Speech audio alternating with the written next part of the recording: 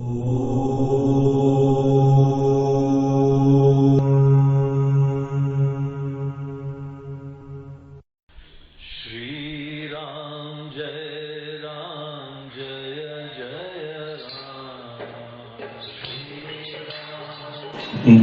श्याम रामचंद्र की जय। पवन सुत हनुमान की।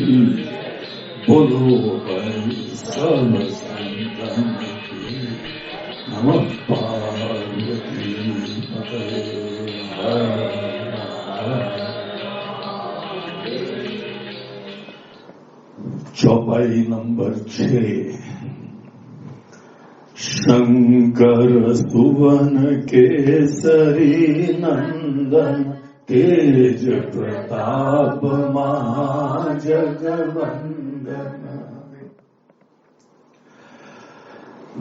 तो यहाँ पे छठी चौपाई में हनुमान जी का परिचय आगे देते हुए कहते हैं कि जिनको हम लोग हनुमान जी की तरह जानते हैं वो खुद तो ज्ञान और गुण के धाम है, लेकिन उनकी जो है वह आप पूरे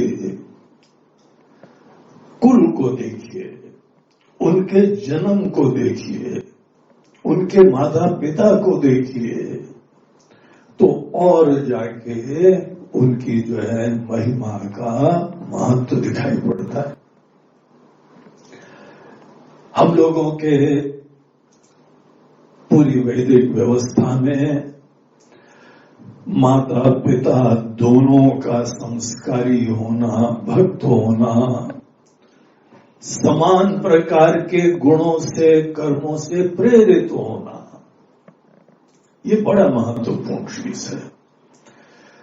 इनफैक्ट हम लोग के ऋषि लोग जो है वो केवल अध्यात्म के दर्शन के ज्ञाता नहीं थे, सामाजिक व्यवस्था के और मनुष्य के अनेकों मनोविज्ञान के, जन्म के लिए जेनेटिक इंजीनियरिंग के भी वो बहुत बड़े ज्ञाता थे। विश्व में कहीं पर भी अच्छे इंसानों को बनाना सबसे बड़ी चुनौती होती है। उसके लिए अच्छा जन्म हो, अच्छे परिवार में जन्म हो, लालन पोषण हो, उसके बाद अच्छे संस्कार हो, अच्छी शिक्षा हो, उसका परवरिश हो, स्वास्थ्य अच्छा हो, तब जाके कोई इंसान अच्छा बनने की संभावना रहता है। एक समय थोड़ी बात बड़ा हो गया फिर तो स्वतंत्र होता है, फिर उसको ही आपने ज्ञान दे दिया, अनेकों वैल्यूज दे दी, प्रेरणाएं दे दी, वो खुद स्वावलंबी होके उसी पथ के ऊपर चलता हुआ और गहराई में और ऊंचाई को पहुंचना जाता है। लेकिन यहां तक लाने के लिए अनेकों का योगदान होता है। तो यहां पर जो है इसीलिए हनुमान जी के भी व्यक्तित्व के बारे में उन सब पहलुओं के ऊपर विचार करा जाता है, स्तुति करी जाती है। हम लोगों ने पिछली चौपाई में देखा कैसे हनुमान जी हाथ में जो है वो एक हाथ में वज्र जैसा गदा लिए हुए, दूसरे हाथ में ध्वजा लिए हुए। ध्वजा अपने स्वाभिमान का प्रतीक है। हम जो भी हैं वो बहुत ही धन्य भी हैं और उस चीज की पताका दुनिया में फहराते हैं। ऐसी प्रेरणा होनी चाहिए। आपके अपना परिवार, आपके अपना कुल, आपके मूल्य, ऐसे स्वाभिमान रखो कि उसका चारों तरफ आदान भी हो, सर उठा के जियो भी, दूसरों को भी उस चीज की प्रेरणा दो। एक देश बनता है, दूसरा देश बनता है, फर्क काहे के लिए? हमारे जीवन दर्शन, हमारे मूल्य, ये इतनी महत्वपूर्ण चीजें हैं कि एक पूरी भूमि का बंटवारा हो जाता है। हमारा भारत देश को टुकड़े कर दिए गए क्योंकि किसी के मन में कोई जीवन जीने की अलग एक प्रेरणा थी। तो इसीलिए आदमी को अपनी ध्वजा को फहराना चाहिए। हमारी ध्वजा लहराए और पूरी दुनिया में फहराए, ऐसा स्वाभिमान होना चाहिए। कांधे मूंछ जनेऊ साजे, और हमारे स्वाभिमान का और प्रतीक, हमारे धर्म का प्रतीक, कर्तव्य का प्रतीक यज्ञोपवीत जनेऊ बहुत ही धन्यता से धारण करे हुए हैं। ये हम लोगों ने पिछली चौपाई में देखा। इस चौपाई में आज जो हम लोग छठी चौपाई करने जा रहे हैं, उसमें उनके ही और इतिहास का प्रमाण हमको दे रहे हैं, महिमा बता रहे हैं। हनुमान जी के बारे में हम लोग को ये कथा सुनी होगी, यहां पर इस चौपाई में पुनः बता रहे हैं। शंकर सुवन केसरी नंदन, क्या सुंदर बात है। हम लोग हनुमान जी को जो देखते हैं, हनुमान जी साक्षात शिव जी के सुवन, शंकर सुवन।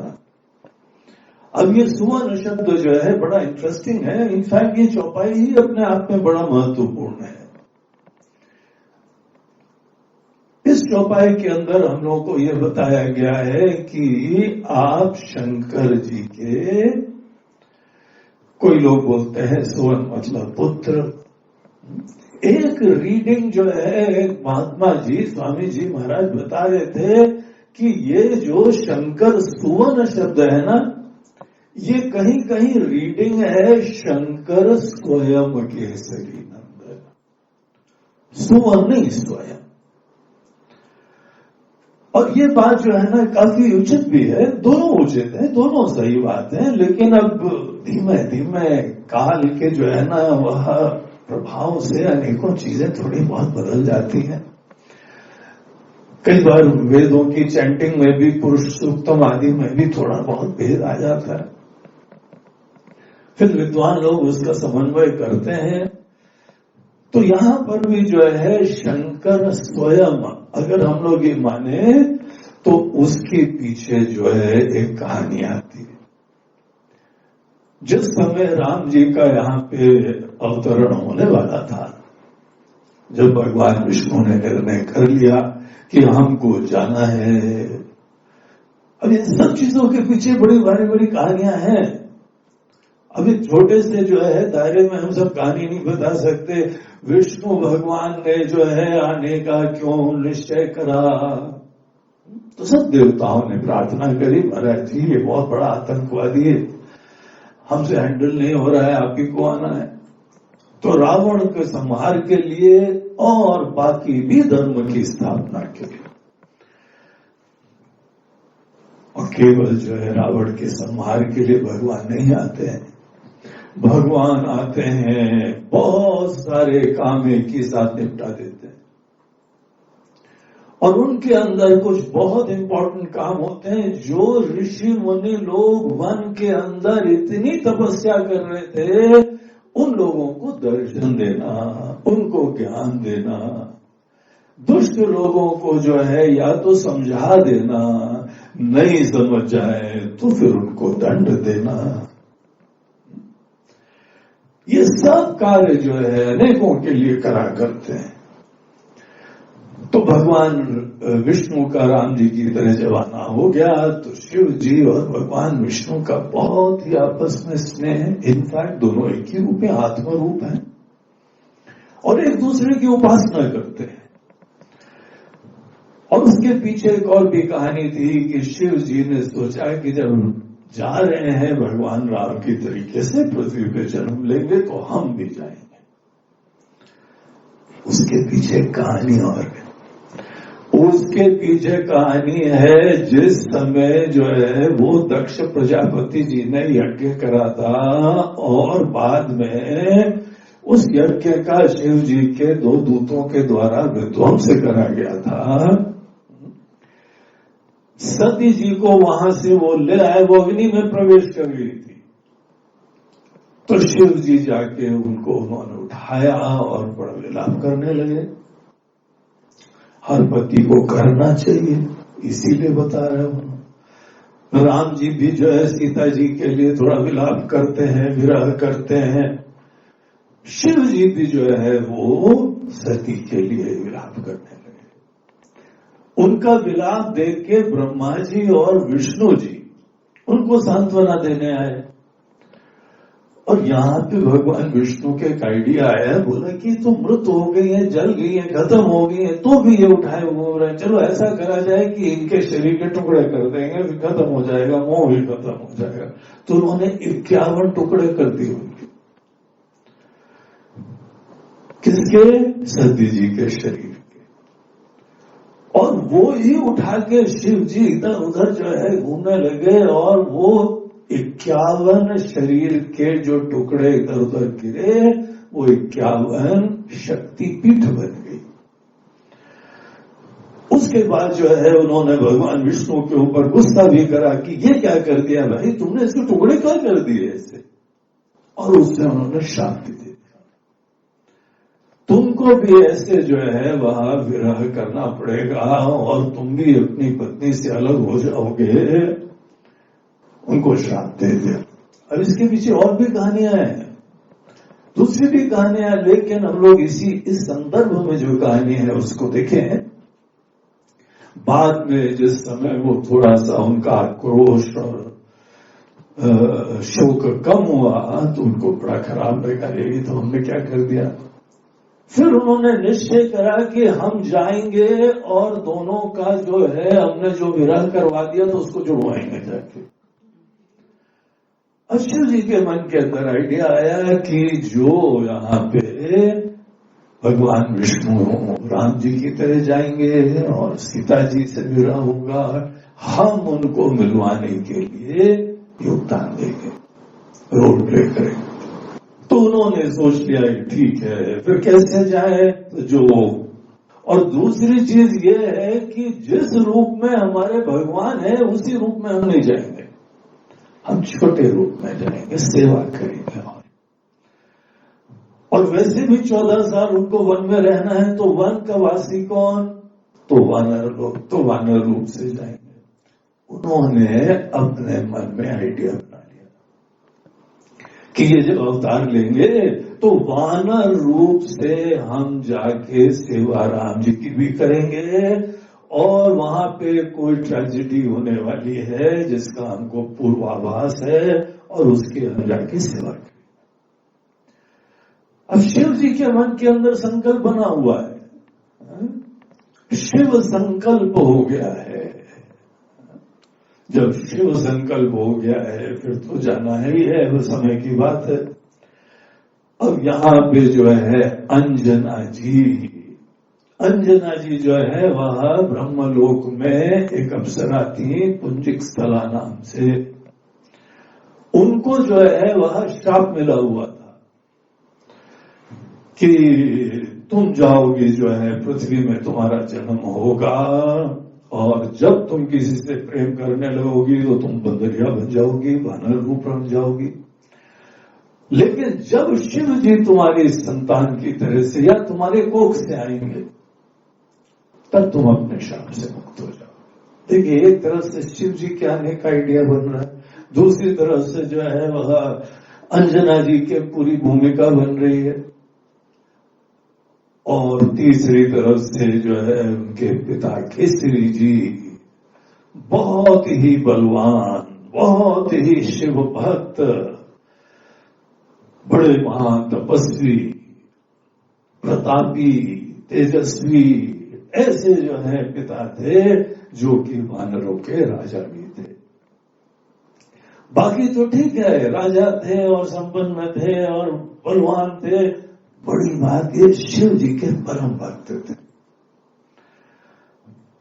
और अंजना जी को क्या बोला गया था कि जब शिव जी तुम्हारे ही कोख से जन्म लेंगे, तो माता पिता दोनों के अंदर शिव जी के बारे में परम भक्ति विराजमान थी। यहां तक कि उनके अपनी तरफ से सीधे संतान नहीं हो रही थी, तो उनको आशीर्वाद दिया गया था, जैसे हमने पहले कहानी बताई थी कि तुम जाओ और इस स्थान पे जाके तपस्या करो और तपस्या करके तब तुमको संतान का आशीर्वाद मिलेगा। तो 12 साल तक वो तपस्या कर रही थी। और केसरी जी तो परम भक्त थे ही थे शिव जी के, नित्य पूजा उपासना तपस्या जब सब जो है शिवमय थे वो तो। और जो शिवमय होगा वही तो इतना बलवान होगा, प्रतापी होगा। लेकिन अपनी तरफ से यद्यपि दोनों जो है वह स्त्री पुरुष पति पत्नी बहुत ही शिव भक्त थे, बड़े अच्छे थे, गुणवान थे, लेकिन संतान नहीं हो रही थी। तो जो भी बाधा थी वो बाधा दूर करने के लिए कोई योग बनते हैं, और जैसे वह ऋषि ने उनको बताया था तो तपस्या करोगे तो आशीर्वाद देंगे। संयोग वशात उसी समय अयोध्या में जो है महाराज दशरथ की 3 रानियां थी, उनके भी संतान नहीं हो रही थी।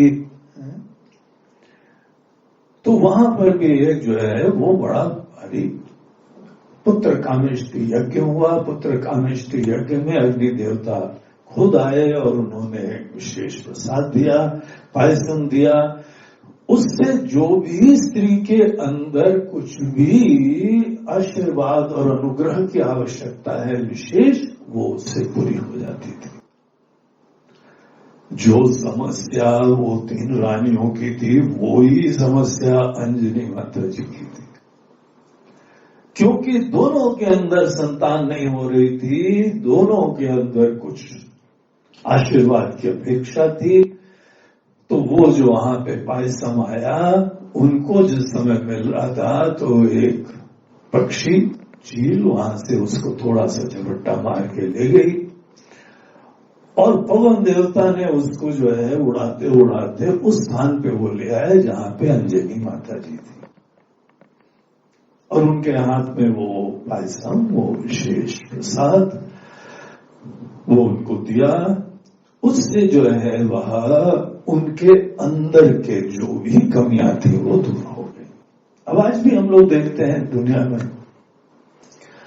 कहीं पर भी संतान हो तो स्त्री पुरुष दोनों में प्रॉपर फर्टिलिटी होनी चाहिए, दोनों के अंदर जो है वो सामर्थ्य प्रजनन का होना चाहिए, तब जाके होता है। किसी के अंदर टेस्ट होते हैं, दुनिया भर के परीक्षण होते हैं, स्त्री में कुछ कमी हो तो उसके लिए कोई प्रयोग करे जाते हैं, औषधि दी जाती है। पुरुष के अंदर कोई कमियां हो तो उसके लिए दिया जाता है, और वो लोग इस प्रकार से स्वस्थ होकर प्रजनन की प्रक्रिया वो लोग सफल बना सकते हैं। ये पूरा जो है वो अनुष्ठान हुआ, उसमें जो अंजना माता जी के अंदर कुछ भी कमी थी, विशेष कमी थी या विशेष आशीर्वाद चाहिए था, पहले संतान नहीं हो रही थी, उसके बाद उनको संतान की प्राप्ति हुई। यहां पे जो है दूसरी तरफ से हम लोग केसरी जी की जो है वहां पूरा बाईपास नहीं करें कि सीधे पायसम मिला और पायसम मिलके और फिर उनका गर्भवती हो गई, ऐसा नहीं होता है। ये तो हम लोग के वैदिक धर्म की व्यवस्था, जहां पे जो है विवाह कर्म है, स्त्री पुरुष का दोनों का आने का साथ है, वहां पे जो है गर्भाधान होना है, तभी जाके किसी भी संतान की उत्पत्ति होती है। केसरी जी तो शिव जी की उपासना की वजह से शिवमय हो गए थे पूरे। देखिए, जो भी किसी की उपासना करता है वो तन्मय हो जाता है, ध्याता ध्येयाकार हो जाता है। जिसकी भी आप भक्ति करेंगे आपके अंदर उसके गुण आने लगते हैं, वही आदतें आने लगती हैं, वही ज्ञान की प्रेरणा होने लगती है। तो यहाँ पे केसरी जी जो है वह इतने शिवमय हो चुके थे, इनको भी विशेष पायसम और तपस्या से आशीर्वाद मिला, क्योंकि वो पायसम जो आया वो इनके हाथ में आया, सब पवन देवता उसके पीछे थे। और यहां तक कहा जाता है पवन देवता उस समय आके भी उनको स्पर्श करके उसी का सत्व उनके शरीर के अंदर भी प्रदान कर दिया गया। इनफैक्ट कई जगह तो कहानी आती है कि अंजना माता जी ने बोला, कौन हमको छू रहा है यहाँ पे, हम इस समय वन में हैं और हम इतनी पतिव्रता है, किसकी यहाँ दृष्टता है कि हमको स्पर्श भी कर रहा है। उस सामने आओ, नहीं तो हम श्राप दे देंगे, तुम भस्मीभूत हो जाओगे, खत्म हो जाओगे। तो पवन देवता एकदम हाथ जोड़ के बोले, माता जी हम केवल जो है वह शिव जी के दूत जैसे हैं, शिव जी आपकी संतान की तरह से आना चाहते हैं, हम केवल वही सत्व आपके अंदर प्रदान कर रहे हैं। केवल उसी से गर्भवती नहीं हो जाती है, गर्भवती तो केसरी जी की तो तपस्या, ये वैदिक व्यवस्था है, वैदिक धर्म है। जिसका भी जन्म होता है वो पहले पिता के अंदर आता है, जीव पहले पिता में आता है, फिर पिता वो बीज जो है मां के गर्भ में प्रदान करते हैं, फिर वहां पे वो भूमि जैसे उदरी वो बीज अंकुरित होता है, पल्लवित होता है, बड़ा होता है, जीव बनता है। तो इन्होंने अपनी तपस्या के वजह से उसका आवाहन करा और वो उनके अंदर आए। फिर यहाँ दोनों जो है शिवमय हो चुके थे, पति पत्नी दोनों को एक ही लक्ष्य के प्रति समर्पित होना चाहिए। इसीलिए हम लोग के वहां विवाह ब्राह्मण हो तो ब्राह्मण पत्नी होनी चाहिए,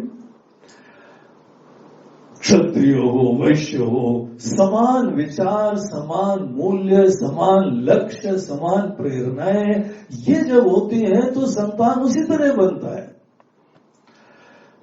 कोई दोनों जो है बहुत ही गायक लोग हैं, संगीत प्रेमी है, पिता भी और माता भी, पता लगा बच्चा भी जो है वो संस्कार से भी युक्त होता है, प्रेरणा होती है और बचपन से वातावरण भी मिलता है उसको।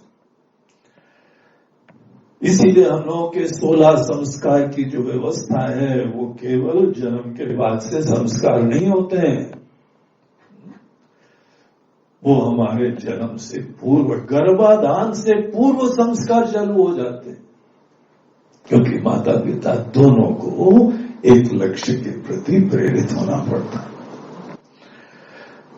और कहीं पर कोई पुत्र का जन्म होता हो, उसमें पिता का ज्यादा योगदान होता है। और इसीलिए यहां पे है केसरी नंदन।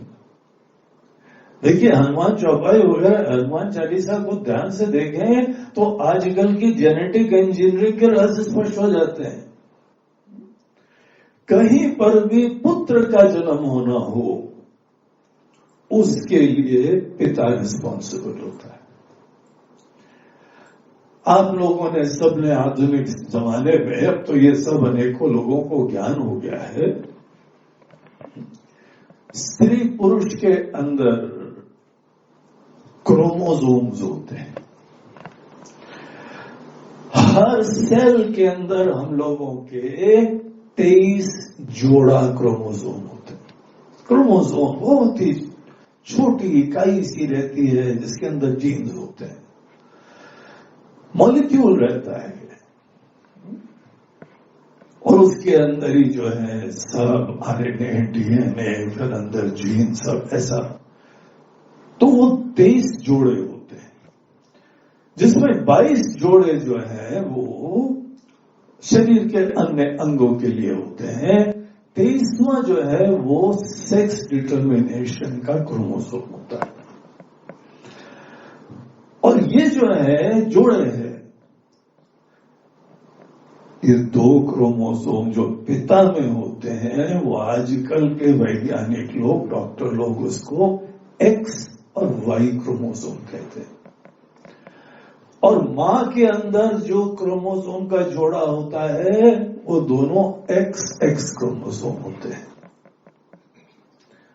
अब जिस समय पिता के क्रोमोसोम मां के गर्भ में जाते हैं तो अगर एक्स मिल गए तो स्त्री जन्मेगी, लड़की का जन्म होगा।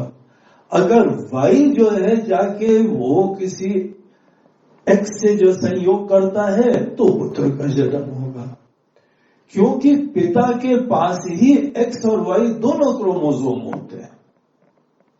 इसीलिए वही रिस्पॉन्सिबल होता है कि पुत्र का जन्म हो या पुत्री का जन्म हो।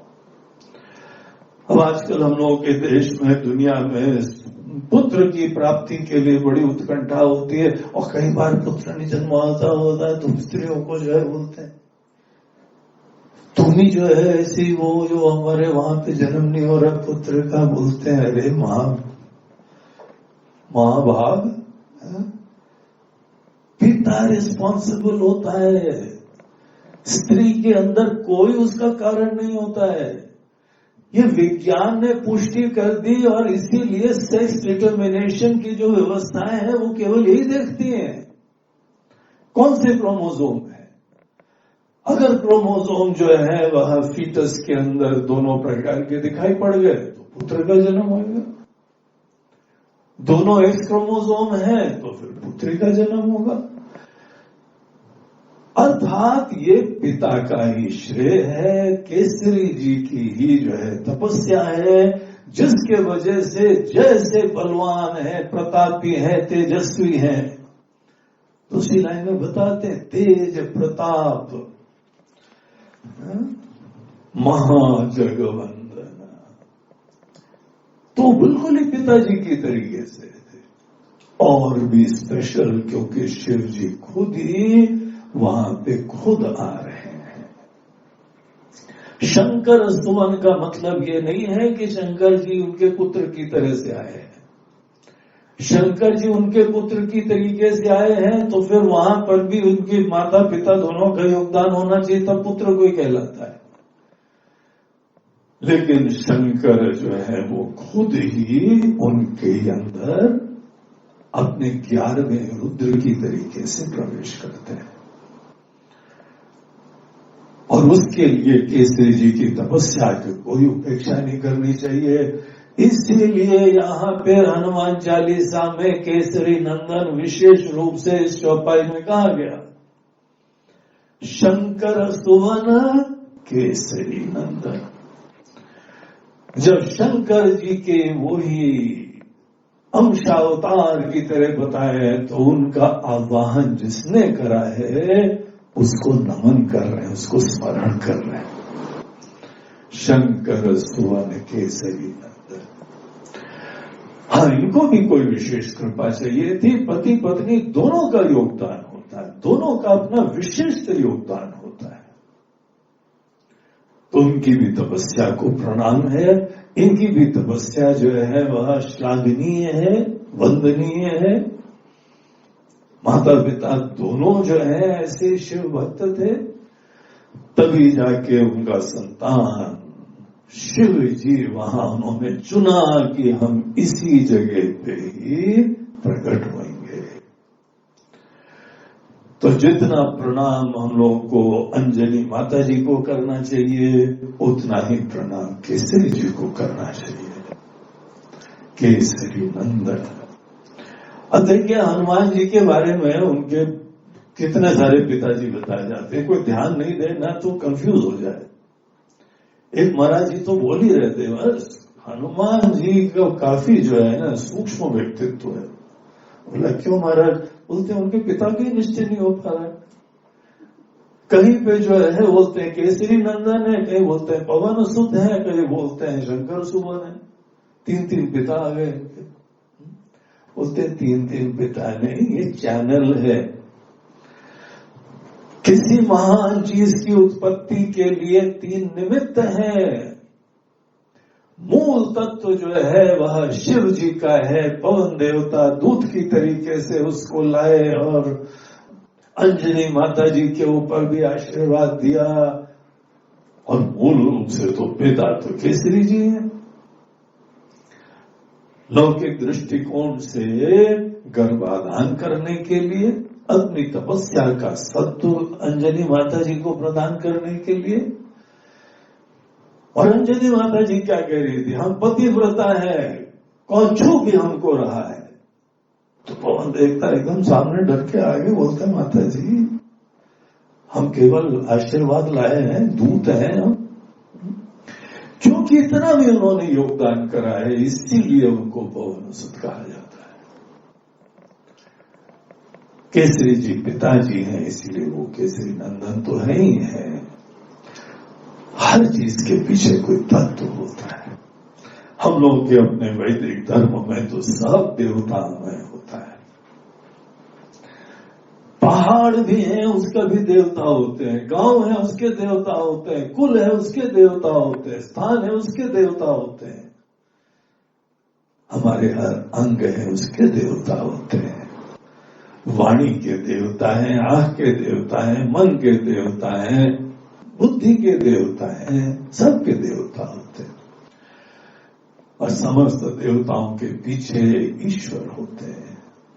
तो कई जगह ईश्वर खुद ही वहां पे प्रकट हो जाते हैं विशेष परिस्थितियों में।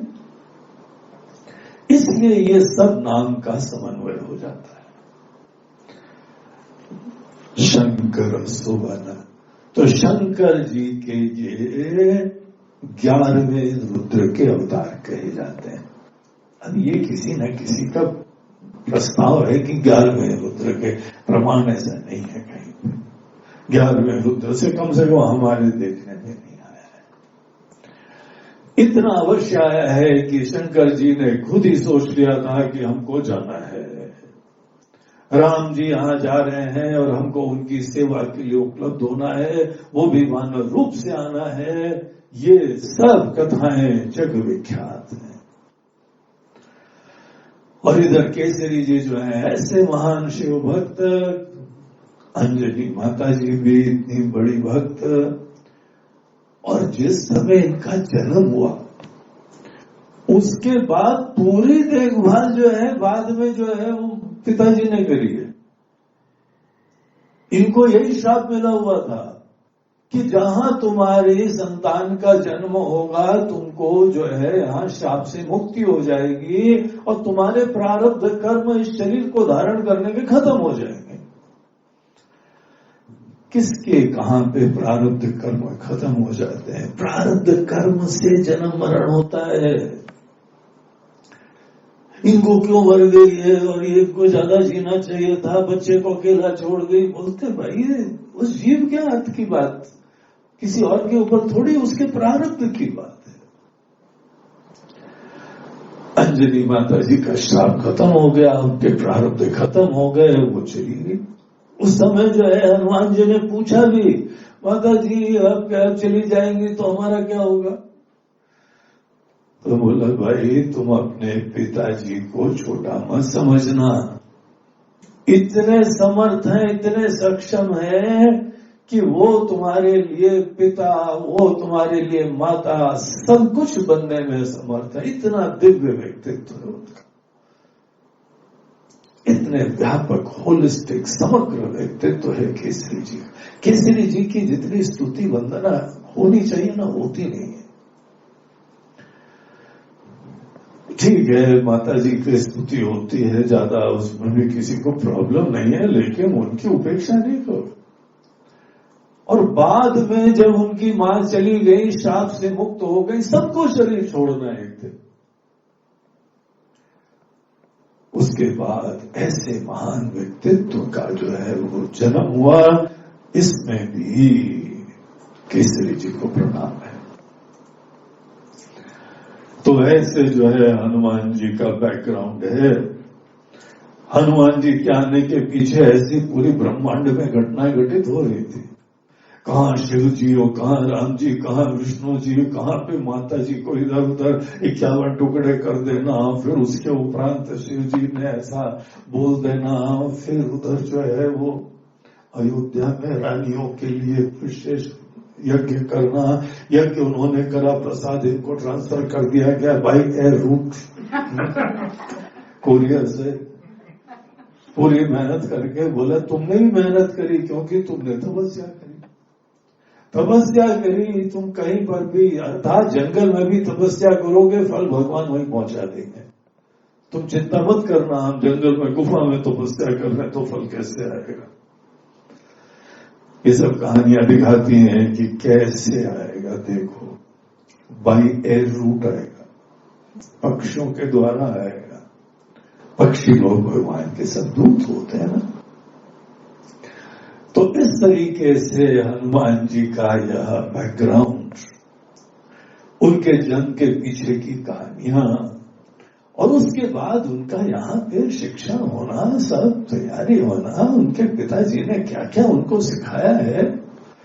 धन्य है वो पिताजी जिन्होंने पहले तपस्या करके शिव जी का वाहन करा और वो ही दिव्य बीज मां के गर्भ में आदान करा, और उसके उपरांत मां तो जो है वो उतने ही कर्मते बेचारी की चली गई।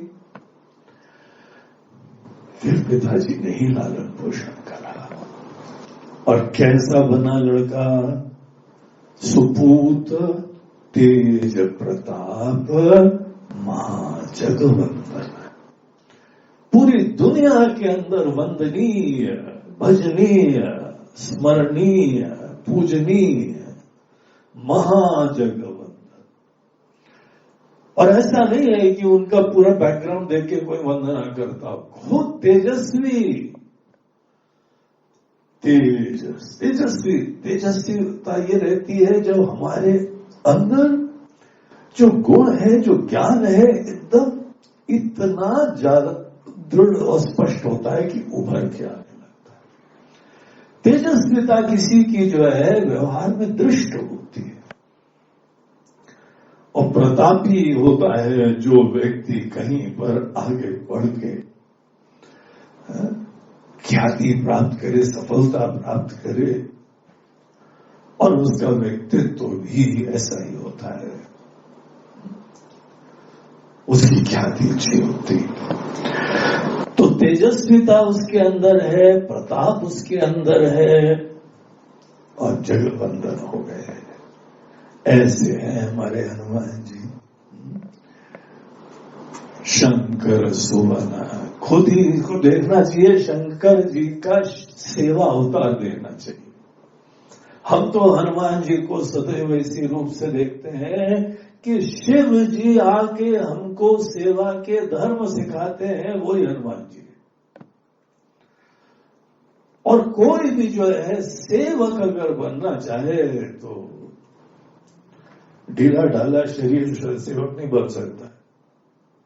सवेरे से शाम तक आज कमरे में दर्द हो रहा, सिर में दर्द हो रहा है, पैर में दर्द हो रहा है, तो हनुमान जी की तरह से होना पड़ता है शरीर हट्टा कट्टा। शिव जी खुद सेवा के धर्म है। और देखो, सेवक अगर बनना है तो छोटे रहो, बड़े होने के बाद तो दूसरे लोग तुम्हारी सेवा करेंगे। इसीलिए सेवक को अपने से किसी महान की तरफ दृष्टि होनी चाहिए और उसके समक्ष छोटा रहना चाहिए। तुम्हारा सेवा धर्म कभी नहीं खत्म होगा। ये शिव जी खुद दिखा रहे। शिव जी से महान कौन बड़ा भक्त है? रामायण देने के गुरु जी शिव जी हैं। पहले आचार्य देखो, रामायण के अंदर शिव जी जो है वह शिव जी ने ही उमा जी को पूरी रामायण सुनाई। शिव जी जो है ब्रह्म ज्ञान के, शिव जी व्याकरण ज्ञान के, शिव जी भक्ति के, शिव जी नृत्य के, शिव जी म्यूजिक के, व्याकरण के, हर चीज के पहले गुरु हैं।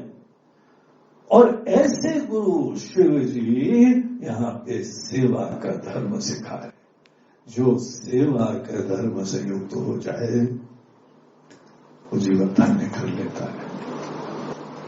सेवक बनना बहुत कल्याणकारी होता है। तो ये चीज यहाँ पे हनुमान चालीसा में हमको पता लगती है। शंकर सुवन। अगर कोई लोग यहाँ पुत्र बोले तो यही समझना चाहिए कि पुत्र की तरीके से वो व्यक्ति ही जन्म लेता है। आत्मा वही जायते पुत्र, आत्मा खुद ही हमारी पुत्र की तरीके से आती, लेकिन यहाँ पे उस टाइप से है नहीं अर्थ। यहाँ तो शंकर स्वयं वो ही भाव है, उसको कैसे आप घटित करते हैं वो आप देखिए। लेकिन साक्षात शिव जी ही माता पिता की तपस्या यही थी। तो ये यहाँ पे हनुमान चालीसा की छठी चौपाई थी। बोलो सियावर रामचंद्र की पवन सुत हनुमान की, बोलो भाई सब श्री